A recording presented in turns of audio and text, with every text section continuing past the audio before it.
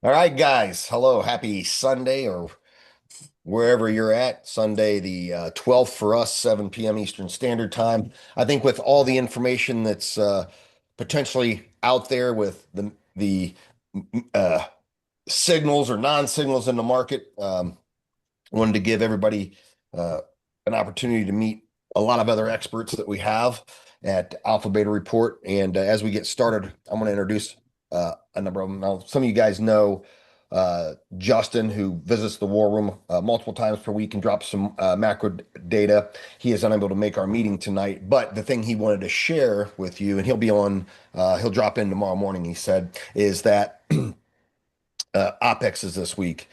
After OPEX is done this week, he said the potential for all hell to break loose is there structurally. Doesn't mean it's going to, but there's structural weakness. So, and I'll let him allude to that and not step on it. But I want to introduce my peers. I know a lot of you guys that I've invited on, or either to be live or watch the recording, know me through various means and have come to trust me and what I do and what I with what I know in trading. But guys, what I want to tell you, these are individuals that I trust with their information, right? These are my peers that I look up to when I've got questions. When like when I see something and I like, hey, Piper, you think am I seeing this right? Or John, you think I'm seeing this right? And if I want my brain to hurt, I'll have Ned talk to me. So without further ado, I want to introduce these guys. So as you know, I'm student alpha. Well, student beta is John Pfeiffer. He's a fintech expert, works for an unnamed Fortune 500 fintech company and macro data expert.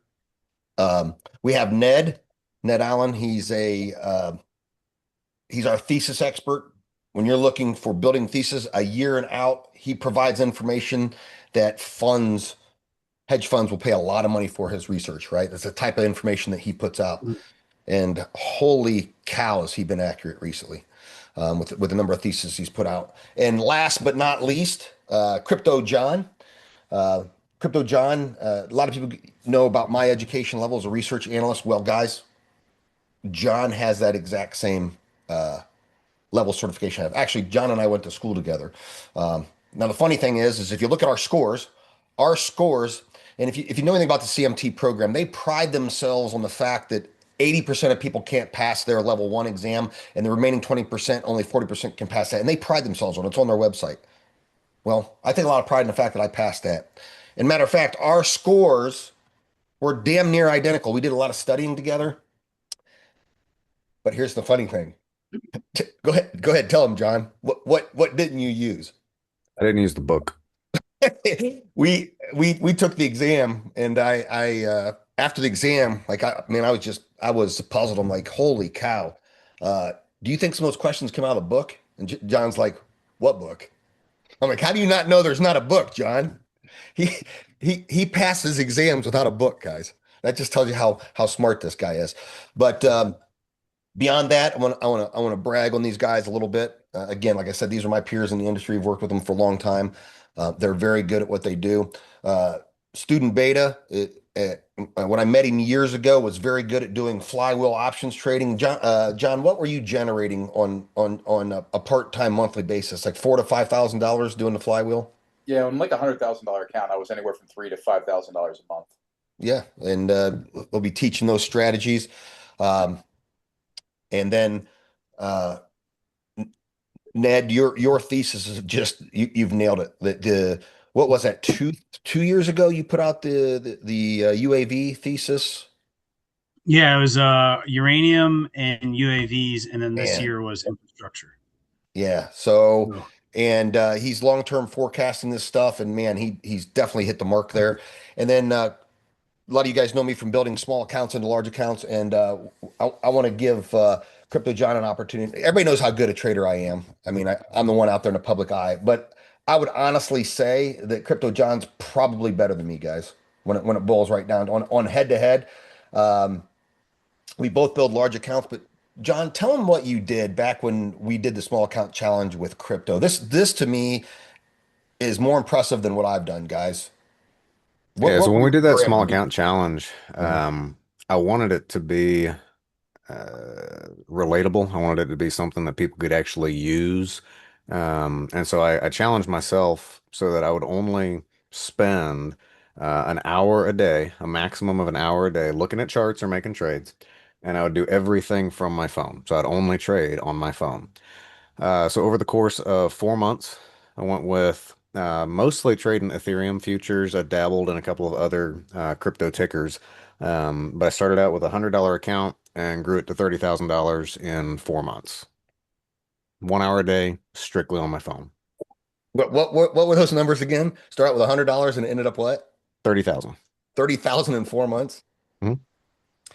Yeah. So that's like I said, phenomenal. And just the fact he could do it from his phone, my hat's off to him. So, guys, our what we're going to do. This is an hour meeting. We're going to break it into segments. Every expert here has some information they want to get out to you, and then we're going to at the end we'll answer questions for you. It could be anything about anything we talked about or anything in regard to trading, and we try to keep the meetings abrupt at or abrupt ended at 1 hour. So let's start off perhaps real quick, Ned, with kind of you and I talked beforehand about what you're seeing with the war and what your thesis is with that. Can you give us a 5 to 7 minute clip on what you're seeing the movement's going to be? Well, yeah, and I think past couple of weeks I've been talking about this with Pfeiffer and John. Is you got I think people forget the power of the United States in terms of what we have in terms of like energy capacity, food, and then the ability to transport it. So, like the United States has the Mississippi River and the tributaries, right? And that allows us, people don't realize that allows us to transport a lot of food and energy inside of our, where we live. The second thing is I think people underestimate the amount of natural gas that we have inside of the United States of America and our ability to push that around the regions. Now, we may not like what we have because in our situation, it can always be cheaper. I think when you start looking at Europe, for instance, Germany specifically, like Germany made big bets on solar. Well, it's also one of the cloudiest countries on the earth, right? So if you're Germany, you want nuclear and natural gas, and they ended their nuclear programs.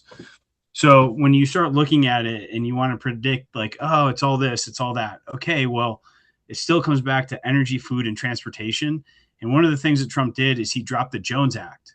What the Jones Act does is it now allows Venezuela to transport directly to the United States, both oil products and refined products. And so now you start looking at that. And I know we're talking about the ability to get Venezuela online. And I think this changes the dynamic of it. And if you look in the channel, I posted a picture of all the tankers that are coming into the United States, right? So I just want to make sure that we're looking at this in a balanced way, where I think you see a lot of people trying to predict it either way. And I think what's really important is you take a step back and you say, okay, like what's really going on? How can I look at this in an objective manner? And I think when you start doing that, you realize the power of what we have, both as a country. Now we have our shortfalls, obviously, right? But when you start looking at like the core reasons of why you start a war, which would be energy and food, we have a lot of that. And so now it becomes like, well, in America, you may not like the food that you get, but you're still going to get the food, right? Hey, maybe instead of meat, we're getting pork, or soy instead of corn.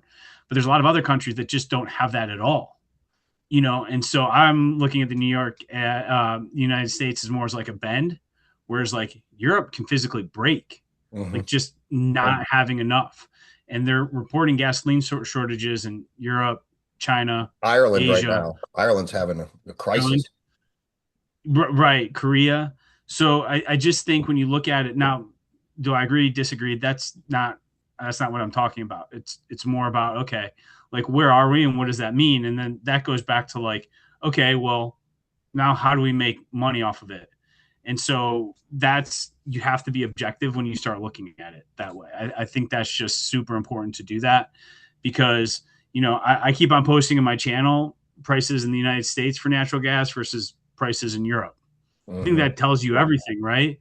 We still have negative natural gas prices in the United States and Texas. And so then my next question is, if you have negative prices in the United States of natural gas, which is something core to energy production, right? Why would you go anywhere else to build a data center? Those are just questions that like I I still want someone to challenge me on, right? I'm not saying that like, hey, this is bad or the stock market's going to go down, but I do still think we have to be objective in saying in the Waha market, natural gas prices are negative, right? And also America's the only powerhouse in both exporting natural gas and cooling it, and we're a powerhouse in fracking, right? Which very few people around the world have been able to do and do it at the scale that we've been able to do it in the areas that we have.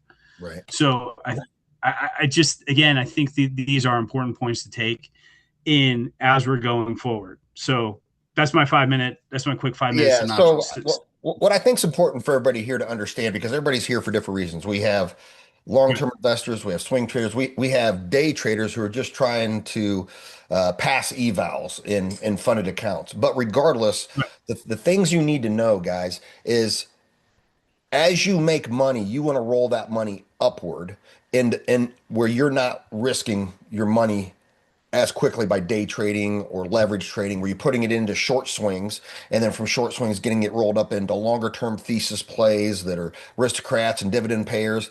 And matter of fact, understanding the macro environment is going to be important. Matter of fact, if you're a futures trader, you could take some of Ned's information and kind of understand how the top down picture looks for natural gas and then apply it down through your biases into your day trade, right? So having you want to get out of the narrow mindset of, well, I'm only trading, in the 5 minute time frame. You have to kind of understand how everything's working and become a long-term investor. So student beta, what do you got for us in terms of macro earnings reports and all that? It's kind of your sweet spot. Let me share my screen.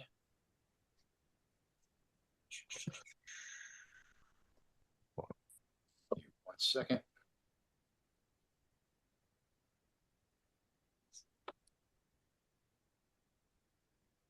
There we go.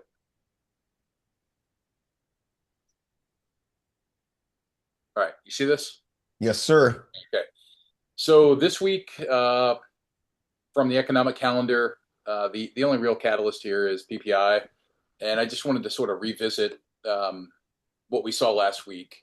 March CPI headline was 0.9% month over month, 3.3% year over year, the highest since May 2024. The core CPI ex food and energy was 0.2% month over month and 2.6 year over year, both below expectations. So the headline numbers are ugly. The core is fairly tame. Let's see, PCE February was 2.8% year over year. March PCE releases on April 30th. PPI this week, February was 0.7 month over month, 3.4 year over year. March is likely to come in elevated due to the same energy issues. So, the takeaway from this is the Fed's boxed in. 3.3% headline inflation equals no cuts, but the soft core means no hikes. So, we'll see what the longer this goes on, the worse it gets. But what were they saying? There's a 45% chance of at least one rate cut before the end of the year. So that's what I have from the recap of last week. This is a big earnings week, kicks off the earnings season. So tomorrow we've got Goldman.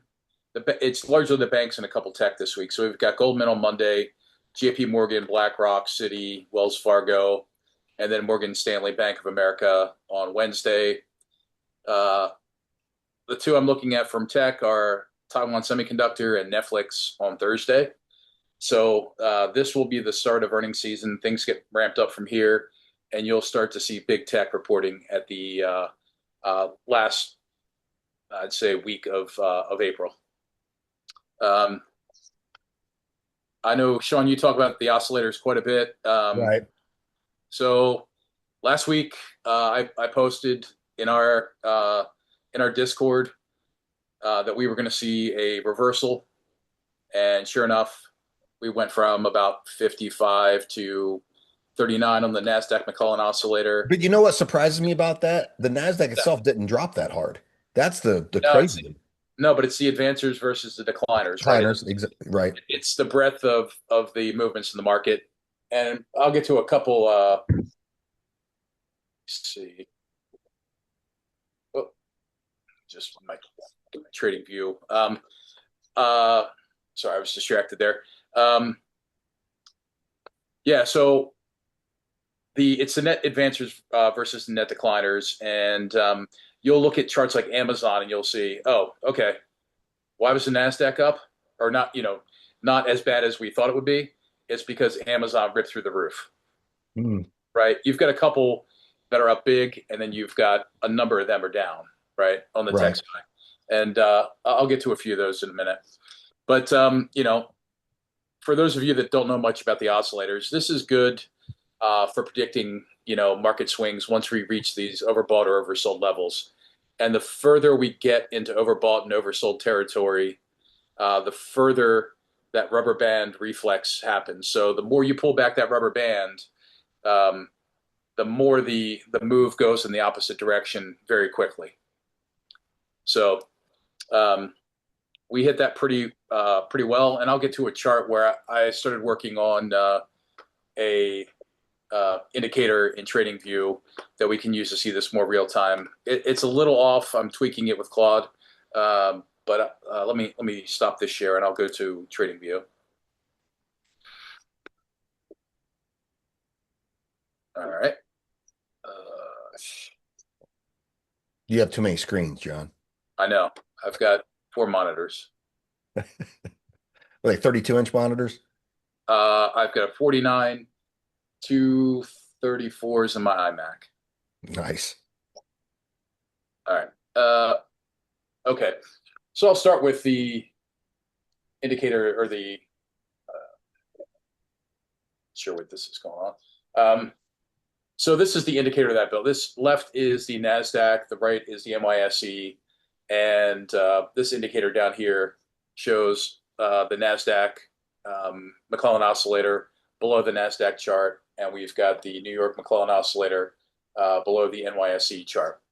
So I've shared that in the group. If anyone wants a link to it, I've made it public. And if folks want the code, I can share that as well. Let's see. Let's start with a couple tech, right? So we were talking about, the NASDAQ didn't drop that much. Well, look at this Amazon chart right here. Wow. Yeah. So Amazon was moving last week on news that their AI chips are pretty fantastic, and there could be a huge market for them. I mean, this could really, be a huge revenue driver for them in the future. So that's a big move. I would expect us to get rejected up here.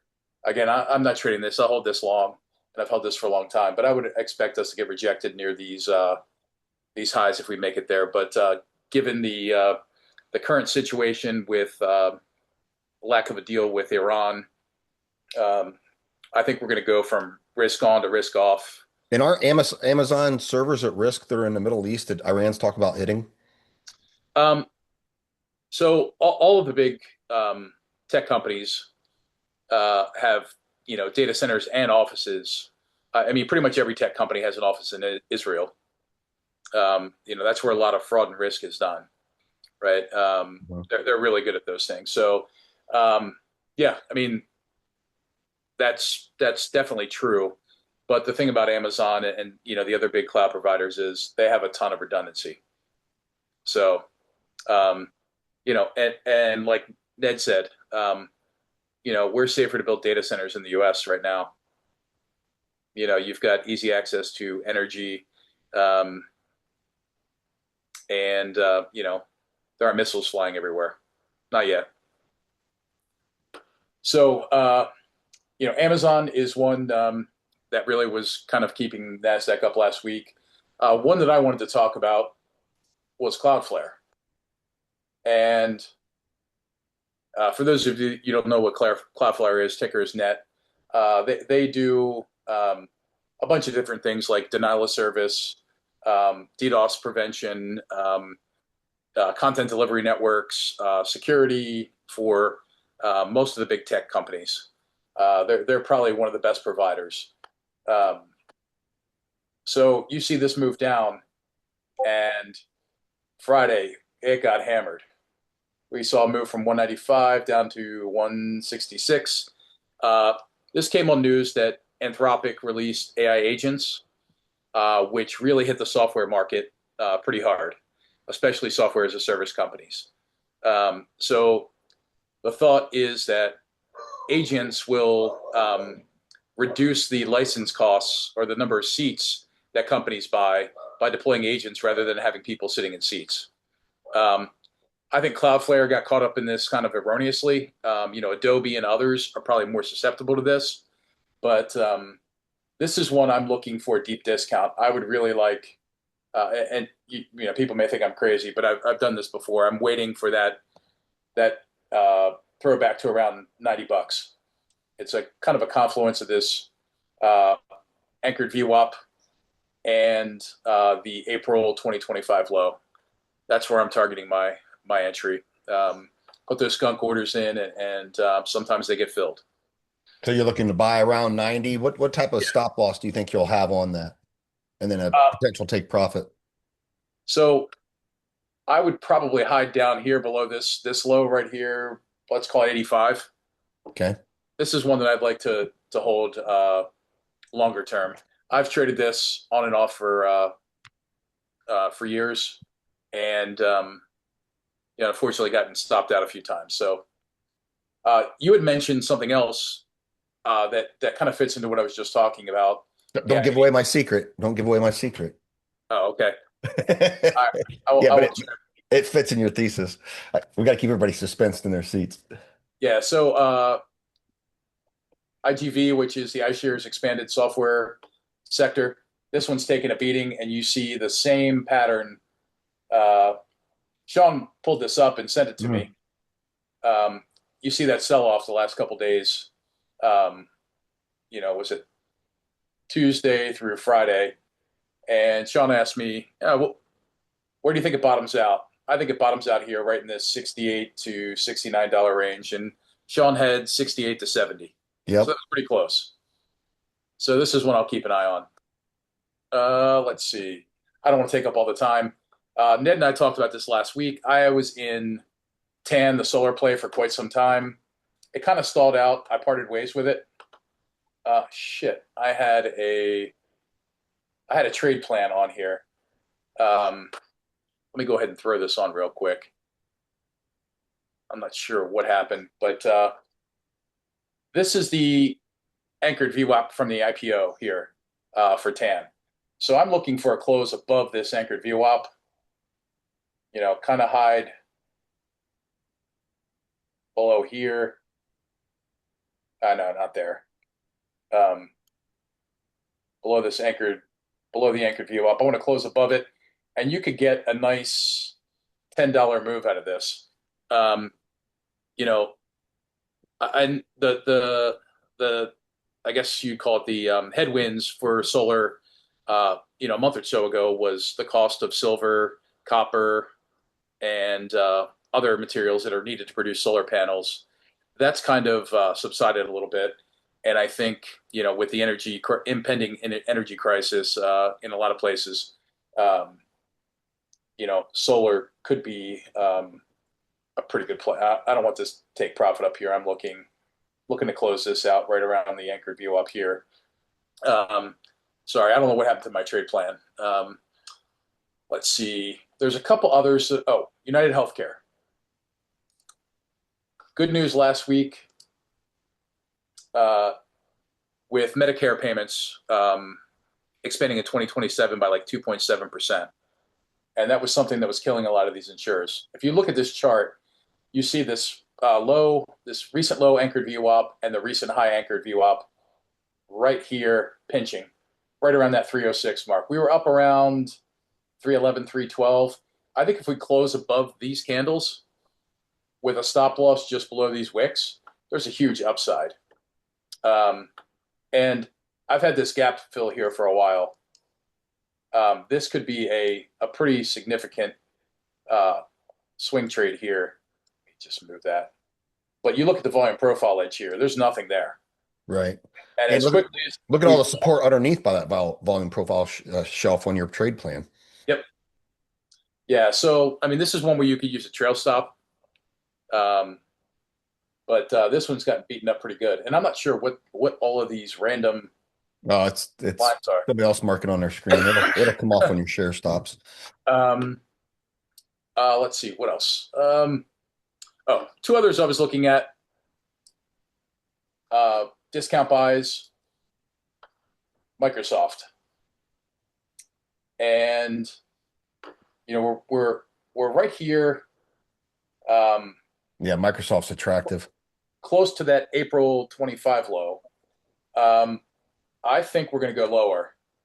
I like this confluence here, this anchored VWAP from the COVID low and the 200 SMMA, which is right around $300. I'm going to say, and that's a key psychological price. That's going to be hard to ignore. Yeah.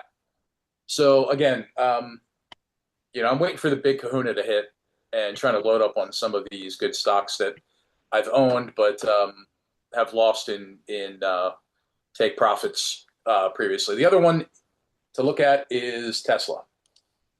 This is a pretty ugly chart as well. I think one of the big banks had them at like 150 or 120 price target. Wow. Yeah. So again, I've got alerts set on these anchored VWAPs. At a minimum, I want to see this April 2025 low, but I think we can get a deeper discount in this area here, right around 150. If the shit hits the fan. Yeah, that'd be an amazing buy. 150 for Tesla. Yeah, I mean, this is where you need to start looking to size in right here from this anchored VWAP from 2023. But the news isn't great for them. Yeah, but the flip side is I'm never shorting Tesla. You never bet against Elon. No, you can't. So, I mean, these are things I'm just keeping an eye on for we call these skunk orders. If they don't hit, no harm, no foul. But if they do hit, I tagged a lot of these in April 25, and I've made some good returns on those. NVIDIA at $93, AMD at 125, and SPY, QQQ, SOX, a bunch of others. So this is kind of one of my philosophies, is to find those levels that you like and put those skunk orders out there. Yeah, I don't want to take up everybody else's time. Yeah. So Ned, you wanted to make a comment in there?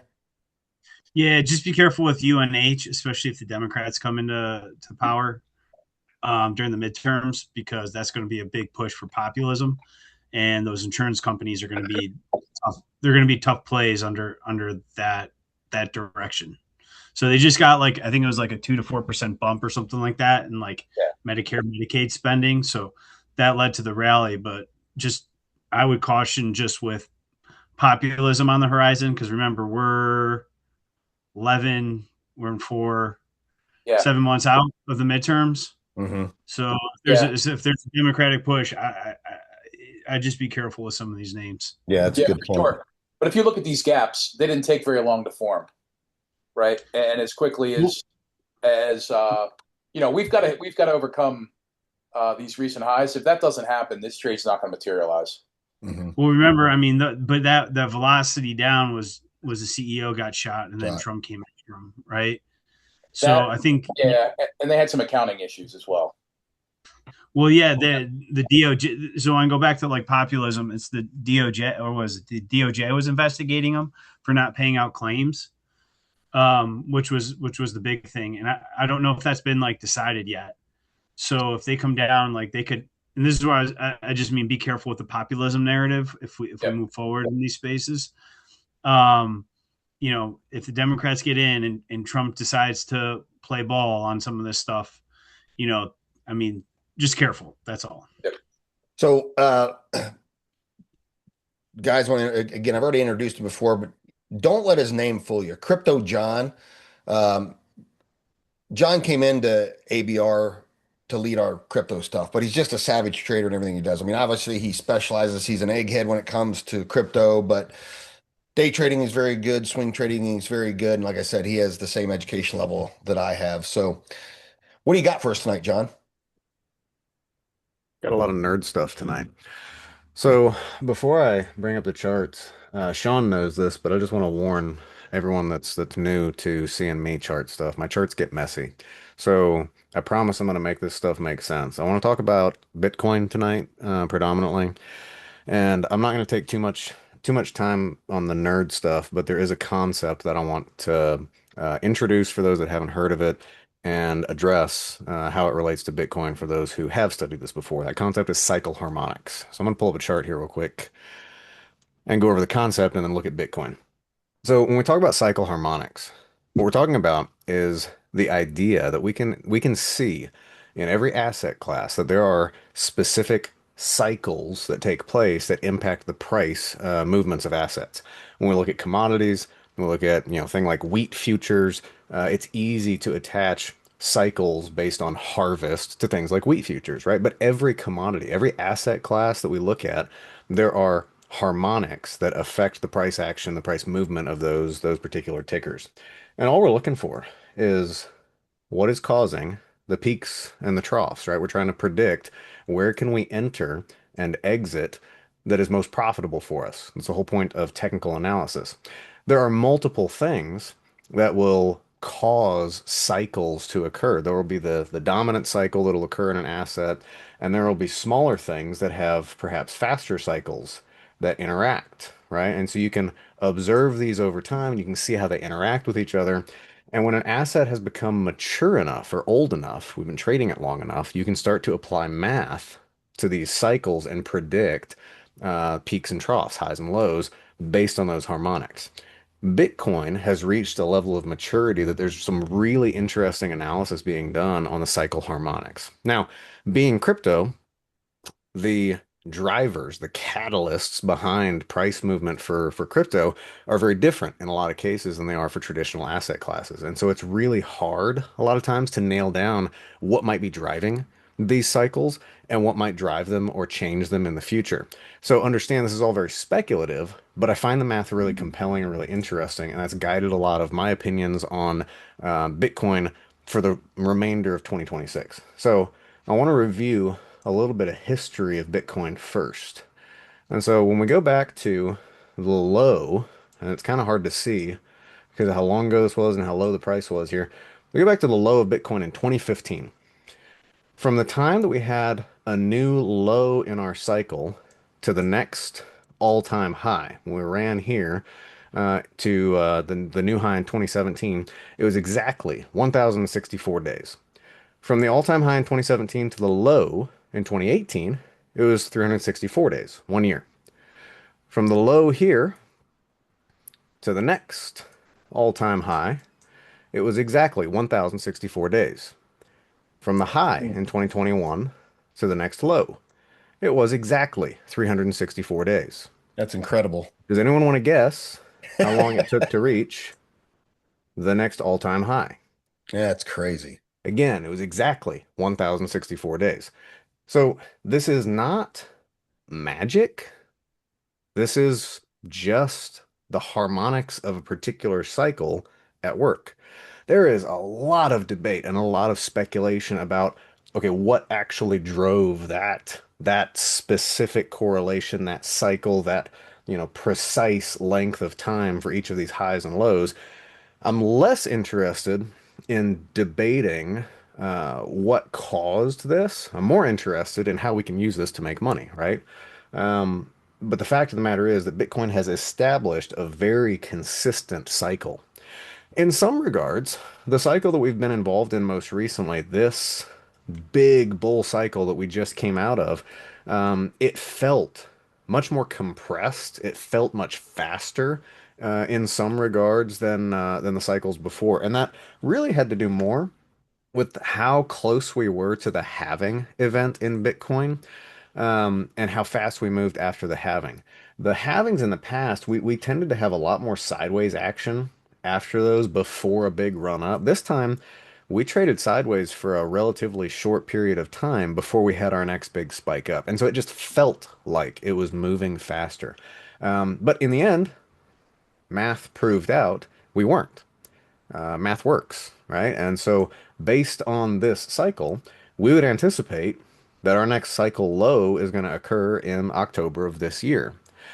Now, the interesting thing that I note as I look at this chart is that the lows that we have established in Bitcoin also have a pattern. Going back to as early as we started to chart this, as early as it was possible to chart this as an indicator, we're looking at the weekly chart on Bitcoin, on Bitstamp specifically, because Bitstamp, one of the oldest Bitcoin exchanges, is one of the ones that has the most data related to Bitcoin going back, in 2015 and before that. This little orange line that's down here on the bottom of the screen, Sean loves it when I talk about my magic orange line. This is a really simple indicator, but it's become popularized in crypto, and I've used it successfully in a lot of other more traditional asset classes. I've used it very successfully trading silver.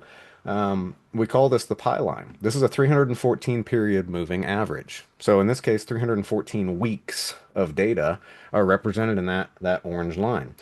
And you can see how it trends along with Bitcoin very slowly. Only once in Bitcoin's history have we actually traded below that line for any length of time. Here at the end of 2022 into early 2023, we spent a few weeks below that line. And I remember vividly how many people said that at this point in time, Bitcoin was dead and it would never come back. Peter Schiff was all over Twitter proclaiming the end of crypto and the end of the scam that was Bitcoin. Well, if you bought during that period of time, it proved to be one of the greatest trades of all time, right? So, this orange line was very closely touched here in 2020. We touched it, traded below it for a couple of weeks here, end of 2022 into 2023. And I believe we have a solid chance of reaching it again here in 2026 to establish our new low. Switch to a new chart here. I'll show you this one. Why? So this chart is a little bit cleaner. I move to this one. This is Coinbase's chart. Same data, but they don't go back as far. Um, these lows that we established during the run up are my primary area of interest right now. We could overlay other indicators on this. We could look at anchored VWAPs. We could look at all kinds of other tools we could use to analyze this.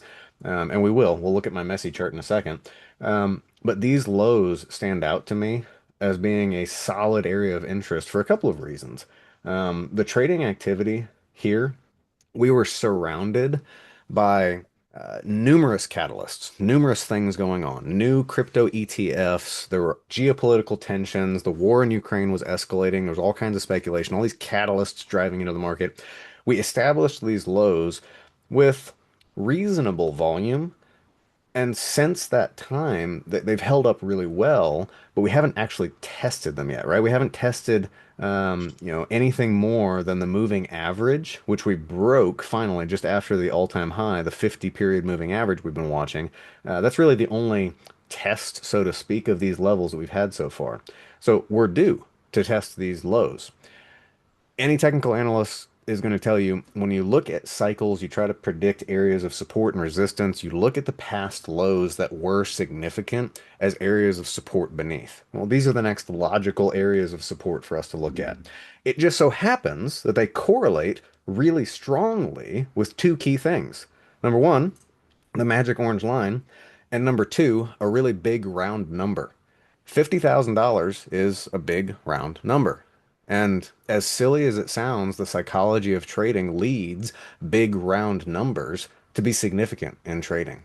So my expectation is that we're going to see a low around 50,000 around October of this year. And that's really as specific as we can get predicting that far out into the future. 6 months is a lot of time and a lot of things can happen. Cycles change, right? But based on the past history of Bitcoin, that is my expectation that we're going to continue to trade kind of sideways, kind of down, just like we did during this extended period of time before we establish a low somewhere around this area in around October. You can look at the more complicated charts And you can look for where anchored VWAPs are going to be around that time. We can look at our Fibonacci levels and we can look at our volume profiles. And you can see where there might be little spikes of volume that we want to pay attention to around that area as well.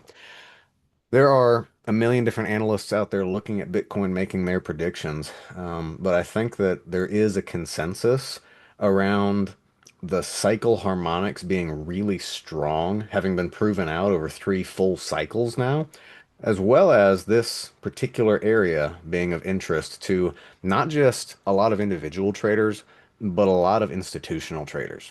One of the interesting things to note about March, we saw for the first time in, I want to say it was 7 months, positive inflows into the spot Bitcoin ETFs. So there is renewed interest that's starting to come back into Bitcoin after several months of decline. And we're seeing institutional interest rising as well, not just from MicroStrategy, because Michael Saylor will never stop buying Bitcoin, until he owns it all, but from governments and from other institutions. Even a theoretical new investment from Morgan Stanley that may be announced over the next couple of weeks here. There's a lot of growing interest, the same as what we saw in this period. So what we're seeing right now is some really similar sentiment, and market sentiment can betray us really quickly. But that just kind of lends me to believe that this theory is going to prove itself out. That we're going to see this little dip down to that 50,000 area right around our magic orange line, and then we're going to see the next leg up for Bitcoin leading into 2027, 2028. I'm going to Outstanding. take John, a quick look at the chat and see if there's questions for me yeah, here. I've been monitored for you, John. Currently, they're earning, but I have a question for Cool. you. You and I have Yep. discussed offline. Can you speak to the derivatives market making it less finite, and do you think that's going to have any suppression to what all-time highs might look like? I think it already has. So what Sean is referring to is when we opened up Bitcoin derivatives. For anyone who doesn't know, Bitcoin is a finite asset. There are only ever going to be 21 million Bitcoin in existence. Bitcoins are really just a hashed identifier for a digital asset. We made up a number, right? Satoshi made up a number in the code and said there can never be more than this many. But because it's in code, because it's encrypted, there really can't ever be that many more.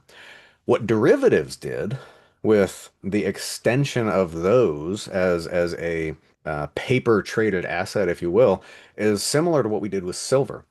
There's only so many pounds of silver in the world. There's only so many ounces of silver in the world. But with derivatives, we have the ability to issue certificates that represent silver without there actually being physical silver to back it up. It's just like how a dollar represents a unit of value that has nothing backing it up except aircraft carriers. So, what we did with derivatives for crypto is we created paper Bitcoin, paper Ethereum, and we started trading as if there was more of the asset in existence than there actually is. Well, what happens to any asset when you increase the supply, whether you increase it artificially or not? The price is suppressed, right? And so that's what we've done with the derivatives. How much of an impact is questionable. Right now, there's about 750 to 800,000 paper Bitcoin, if you will, that's being traded in derivatives markets. It's really going to be impossible for us to tell how much that suppresses the price, but we know that it does simply because of the law of supply and demand. We have artificially increased the supply, therefore the price has to be lower. What do I think about Ethereum? Honestly, pretty similar to Bitcoin. Although Ethereum has different cycle harmonics, there is a harmonicity to Ethereum's cycle. It's not as strong. It's not as precise. Like we don't have the magical seeming numbers of 1064 and 364 every single cycle. But Ethereum lately has been trading really sympathetically to Bitcoin. Over the last few months, it's been almost a one-to-one, excuse me, week to week as we have been looking at the two trading. You can see now that Ethereum is sitting on top of a very long-term anchored VWAP from our COVID low. We've been kind of hovering there. The last time that we touched this, we bounced really aggressively. I don't think that we're going to get an aggressive bounce out of it this time. The growth of the Ethereum ecosystem has actually declined over the last few months. The growth rate, I guess I should say, it's slowing down as far as how many things are being created on Ethereum and how much is being transacted on Ethereum. So there's not really a lot of positive signs for the ecosystem right now. But you could say the same thing about a lot of DeFi infrastructure. Solana is seeing a lot of the same decline as well. So it's not unique to Ethereum. I think long term, Ethereum is definitely one of the best L2s, best projects out there for smart contracts. It definitely had the first to market advantage that's never going away. And I think that the long-term outlook for Ethereum is fantastic. I also think that we're going to get to buy Ethereum somewhere between 1,000 and 1,200 by the end of this year. If it continues its correlation with Bitcoin, we're going to see another leg down that's going to take us very deep below our COVID anchored VWAP. And the next low for us to look out for here is just below 1,400. So I think that as John was talking about skunk bids, it would behoove us to start looking to place skunk bids on Ethereum around that $1,200 mark, maybe even as low as 1,000. I don't know that we're going to test this low without something fundamentally changing in the valuation. Because once we get below $1,000, the economy of how transactions on Ethereum change quite a bit. How transactions occur on Ethereum change quite a bit, and they'd have to do some changes to the network to accommodate for it. So we'll have to see exactly how low we go, but I definitely think that we're going to retain the correlation with Bitcoin. You have a question about altcoins long term. You see Mhm. anything in the next 5 years that might have a 4x or more potential in the altcoin market? 5 years, absolutely. Honestly, in the next 5 years, I could probably go to CoinGecko and I could throw darts and I would find quite a few that are going to run that hard. The long-term outlook on altcoins, I always fall back to the basis of the thesis. If you look at an altcoin project, the first question that you need to ask, why does this need to be a cryptocurrency? If you can't address that fundamental question, it has no value. If there is no problem that you're solving by creating a cryptocurrency for whatever project it is, it's useless. It's a shitcoin. You can make money on it, but it's not something I would hold in the long term. Projects like Chainlink, those are projects that answer that question very, very well. And these are the kinds of things that I am very interested in accumulating at these very low levels, historically low levels. These are the things that I believe can provide fundamental value as smart contracts become more and more commonly used, and Oracle networks are more and more needed for verification of truth. Chainlink is definitely one that I would call out as being what I think is going to be a massive winner in the long term. It's already been a fantastic winter over the course of this cycle. I mean, you can see how it's gone. But now that we're reaching these, again, historic low levels again, Chainlink is one that I would keep an eye out on.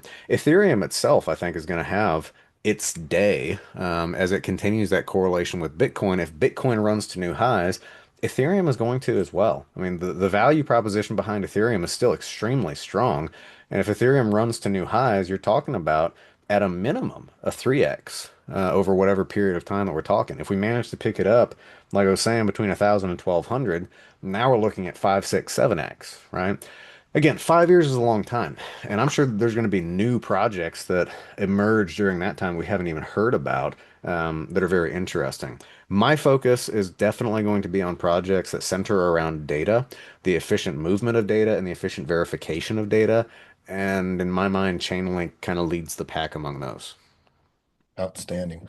Hmm? Guys, what I want to do at this time is open it up for any questions you have for any of the experts. I'm going to show my trade plan that I'm looking at real quick, but think about your questions. If you have questions on the macro side, big thesis, we'll bring in Ned. Any options or earnings report stuff, we'll bring in student beta, or if there's anything in crypto or just in trading, even day trading, guys. You guys that do real quick, Crypto John. Um, those that don't know, Crypto John trades primary reads, and he does it across 20 Apex accounts. Yep. Yeah, he does one entry, usually hits targets 10 points. You basically have an auto trail that kicks in at what point, John? It depends on the day because I'm Hmm. just going to look at the variance for that day and then Hmm. set my trailing stop accordingly based on the beta for that day. But Uh, but if you make $300 in a trade, you got to multiply that by 20 because you're running right. 20 accounts at once. Yep. Yeah, it's pretty damn good, guys. So we'll have some questions there. We'll let the other experts monitor. Let me show my trade real quick, because as promised, I have one, and I didn't put it on my weekend update on purpose, guys, because I really like this one. I wanted to showcase it on this one. As Student Beta talked about, he did allude to the ticker IGV being the tech sector. I feel has been disproportionately affected by this downturn. Matter of fact, this ticker has almost 100% Pearson correlation to SPX, right? And this is the first time in a long time they have diverged. So something has to happen. Either this one rebounds to meet SPX or SPX drops. Now, both could happen, but here's my trade plan real quick because I want to open up the questions. Right now, we have a bearish cycle in this. This is the death cross. I've circled in here where the 50 has dropped below the 200. We had that back here, and then it turned on in the golden cross, and you can see how hard it ran. If we get that again, I think there's potential to see all-time high and then some. But the numbers I want to talk about for you, this is the COVID low anchored VWAP. We are hanging on it by a thread. We could bounce there. We've already broke the 2022 low. Okay, so the change in direction is a key anchored VWAP. But what we're targeting is this cluster of pricing that John spoke about before. My trade plan is going to be entering between 68 and 70. So let's call it 69, but you can pick your price. I think the stop loss needs to be at least $4. And we're going to target TP1 at the all-time high anchored VWAP that is anchored to this first all-time high. This ended up being a double top, guys. I don't want to take the time to teach that, but that was basically a double top as long as the tops were within 10%. So TP1 is here, and that is a 1-to-5 risk reward ratio. Very appropriate. Aggressively 1-to-4. Book says 1-to-5. Could be TP1. If you're able to hang into the trade or want to try to swing it through, you might be able to get higher to the all-time high. But I think this is a great trade plan on buying in this zone and running it up there. And if we have something catastrophic happen in the markets and we get a lot of velocities, guys, tech, this tech ETF has never touched that IPO anchored VWAP. So if and when, if it ever touches it, that will be strong support, at least the first time. So I wanted to get that out there on the recording, and let's get the questions. What do we got, guys? Did you see any specific questions, either John's? There are several questions in the chat that I'm going through and answering in the chat. Okay, great, great. Yep. Outstanding. There's a long question from Zach on stop losses. I'm just going to answer this one on chat because it'll be easier than typing this out. So he asked, how tight would I have my stop loss on Bitcoin in October once I enter it? Stop losses should always be determined based on your own risk profile. There you go. My personal outlook on Bitcoin has me holding it without touching it for at least another 10 years. So what I accumulate to hold, I have no intention of placing a stop loss on. Treat Bitcoin long-term investments the very same that you would treat a physical investment in gold or silver. That's a flawed analogy for a couple of reasons, but in terms of understanding stop loss philosophy, it makes sense. Now, as far as what I would buy for a shorter term trade, if I look at the past cycle, um, anticipating that I'm never actually going to buy the actual low, I'm just going to pay most attention to the anchored VWAPs from the low that I have purchased at, right? So if I buy at a low in October, I'm setting an anchored VWAP at that low, and I'm giving myself a couple points below that anchored VWAP for my stop loss. Anchored VWAPs are one of the tools that we use in Alpha Beta Report extensively. That's where most of my stop losses are set. If I'm not trading very high frequency, like when we're trading silver futures and we're trading the 1 minute chart, my stop losses are coming from an anchored VWAP. Outstanding. Do you know anything about Qubetics, ticker TICS, in the crypto sphere? I've heard the name, but I confess I haven't researched that one. Okay. While you're looking up some quick thoughts on that, let me ask answer Powell's on XAUSD. We did have a negative reaction. I mean, if you guys measured that, it dropped almost $160. Um, but I think if we see 4,600, it's almost going to be difficult to not buy it at 4,600 and certainly 4,500. 4,600 is probably going to be more of a very short-term trade. You buy it at 4,500, you're going to be able to hold it longer, and I can put that trade plan out also. But I don't really see us breaking this uptrend that we've been in, right? So I think we're gonna hold this price. If we break 4,500, it breaks this uptrend. So anyway, did you find anything out, John? Yeah, so I do remember. I actually read a little bit about Cubetics because they made a big splash after their initial launch because the price did one of these. Hang on, let's share the screen. This is what the price did, and so it ran really hard, went sideways, and then dumped to virtually nothing. Right? This is a typical crypto chart for projects that had what's called a pre-sale. Um, this is not a good sign, right? This is what we call the Bart Simpson, because this kind of looks like Bart Simpson's head, right? Yeah, there you go. So anytime that I see a project that has a chart like this, I'm immediately suspect because what this is all of the insiders that got to buy this project down here for pennies before it was actually placed on a market. That's all of those guys dumping it. Well, if all of your pre-sale investors dump the product, it means they have no actual faith in the value of the project. So without even knowing anything about the fundamentals of this, I'm kind of turned off by the fact that number one, they had a pre-sale. Number two, all of your initial investors have dumped the product. So that's my initial thoughts on it, not knowing much more than what I see on the chart. Excellent. What about Cardano? Thoughts on Cardano being asked? Cardano's a scam. The gentleman, that's a harsh thing to say, but it's absolutely true. Cardano has no one actually building on it. It was created by a gentleman that used to work with the creator of Ethereum, and they parted ways and had a difference of opinion. Cardano doesn't do anything that Ethereum doesn't do faster and better. And the big difference between Cardano and Ethereum is people actually built apps to work on Ethereum. You can't really do anything on Cardano. XRP is another one that I would classify as a scam. Sean has heard me rant about this one before. So XRP is a token that was used to crowd fund the creation of Ripple, the company. Ripple, the company, has a very solid chance of displacing Swift for international transactions. They're working with a lot of major banks. XRP, the token, has nothing to do with Ripple. It was purely used as a means to crowd fund what they were actually building. So it's a scam. It has no fundamental value either. Yeah. So you Yeah, I don't know. see you don't XRP see is it going to going go at to 10K. $10,000? No, no. Yeah. Yeah, guys, you're not going to find somebody that knows crypto better than John. I mean, it's one of the reasons why John and I hired him to be our crypto expert. If you haven't been able to tell from his oration tonight, he's highly intelligent, and even Ned, guys, we're only surrounding you with the best people for sure.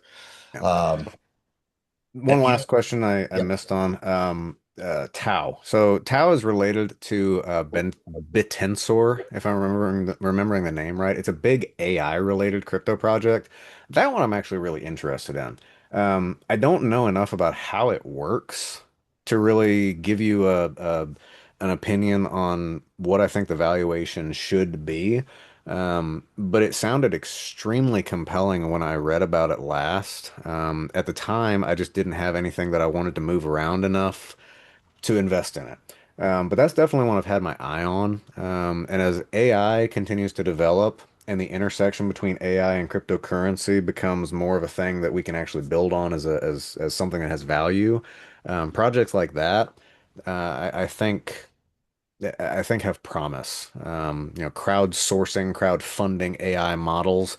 It seems a lot more decentralized than relying on individual companies like Anthropic and OpenAI to provide AI services. So that one I'm interested in. Outstanding. Mhm. Chat, what other questions do you have as we're going to wrap up in here in a few minutes because we know that people's time is important and we don't like to be running over too often. And hopefully we hit you with an absolute knowledge bomb tonight from all angles. If you liked it, let us know in the chat. What is the ticker on the ETF I showed? It is IG. What is it? I moved already, John. Is it IGV? Yeah. Yep. IGV. Yeah, I'll put it in there. Um, Guys, I work as a research analyst all over the place, and I'm telling you right now that these experts we're putting in front of you, um, and even Justin, who could make tonight, are on par with anybody you're going to meet out there. And I would even argue that they're better. The type of information that's put together from building a small account into a huge, slow fortune, you're not going to find anywhere else. What do you think the best ETF, uh, Bitcoin ETF is for exposure and retirement accounts, Crypto John? A lot of retirement accounts will actually give you a mechanism to invest in Bitcoin directly. So I'd look into that before I looked into ETFs. The IBIT ETF is, I believe, still the one that has the lowest fees. There's really no other advantage in using any of the other ones. So I'd look at the IBIT ETF. Yeah, and guys, I've posted and I'll repost. If you want to learn how to do this, we at Alpha Beta Report have done a complete um, course on how to go from knowing nothing to trading successfully, right? Everything you need to know from macro to thesis building to all your indicators to entry and even into crypto. So you can, wherever you found me or you stay in contact with me, you can reach out. I'll send you the link. And we'll definitely let you know, guys. I'm also going to share with you that I'm working behind the scenes with these guys so that no matter where you're in contact with me, that we're working on some special access to these guys, and we'll be announcing that soon. So, anything in closing, Student Beta? No, I thank everybody for joining. Great Awesome. discussion tonight. Ned, you got anything for us? Let's rock and roll. Yeah, it's rock and roll. Crypto John, buy XRP. Is that your closing thought? Yeah, avoid the scams and do your due diligence when you're looking at anything in crypto. As always, guys, we are here to help. We are here to answer questions, so please don't hesitate to reach out. Excellent, guys. All right, everybody have a good night. If you've watched this recording, you have any questions, reach out to me or any one of the guys in the group. Have a good one, guys.